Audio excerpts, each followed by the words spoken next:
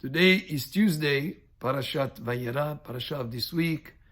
Avraham Avinu is recuperating from the Brit Milah. That's why it's the third day.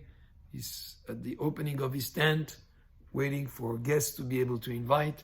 According to the Midrash, Hashem made it so that it would be very hot, so nobody would venture outside, to spare him the effort, as he was on the third day, feeling somewhat tired and not well, so he shouldn't have to exert himself to take care of guests. Yet Avraham Avinu is very intent on bringing guests into his tent, and he's at the opening of his tent looking out, and Hashem sends him the three angels. Since the subject opens with having to do with Brit Milah, we'll say a few halachot having to do with Brit Milah. So the Zman of Brit Milah is on the 8th day of birth. So if somebody was born, let's say, on a Sunday, the Brit Milah will be on the 8th day, the following Sunday. And the time is from sunrise to sunset. So the whole day is kasher for Brit Milah. It doesn't have to be done at any specific time. However, Zrizim Aktivim the mitzvot, the ones who have alacrity to do mitzvot, do the mitzvah as early as possible in the day, and therefore, best time is to do it in the morning after Shachrit. A person who was born, a child who was born ben hashmashot, in other words, between the sunset and the stars out, which is a time of safek, whether it's a doubt, whether it's day or night, then we start counting 8 days from the night, and therefore, if he was born, let's say, in between those times, let's say on a Sunday evening, just before it got stars out, and he was after the sunset, then the Brit Milah will be on the Monday the following week. However, if he was born during that time between sunset and the stars out on Friday,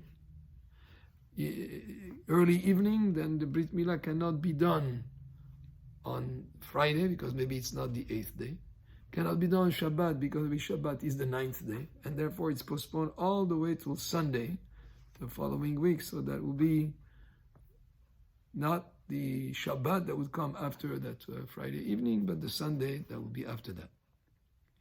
What about if some child is born and he's not able to do Brit Milah because of health reasons? He might have jaundice, or he might be not ready yet for Brit Milah. Maybe if he was born premature and he's not yet of a weight, then the Brit Milah is postponed, and in that case, it can never be done on Shabbat or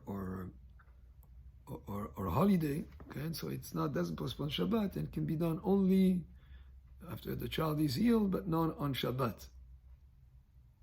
And also, typically, a Brit Milah like that is not done either on Thursday or Friday, so that he will not be like on the third day, not feeling well on Shabbat. So, other days of the week.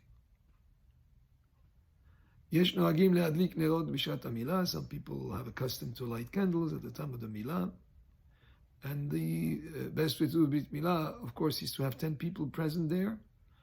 But if you cannot have a quorum of 10 people, let's say people who live far away from the Jewish community and they have moel that comes in, even if there are no 10 people, you can still do the Brit Milah. We have, of course, there's a mitzvah to do Seudat mitzvah the day of the Milah. That's called the Seudat mitzvah.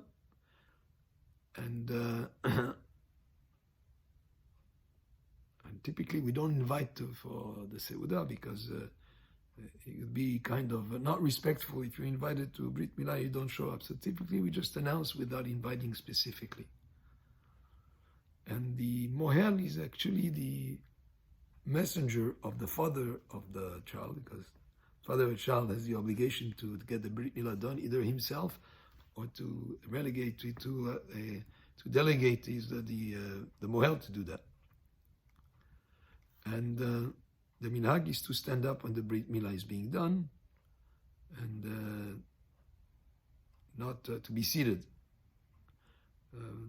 Many people have a custom the night before the Brit Milah to do what is called Brit Yitzchak, where there are certain portions that are read, and certain customs of saying certain prayers on the night before the Brit Milah. Baruch Adonai le'olam, amen ve'amen.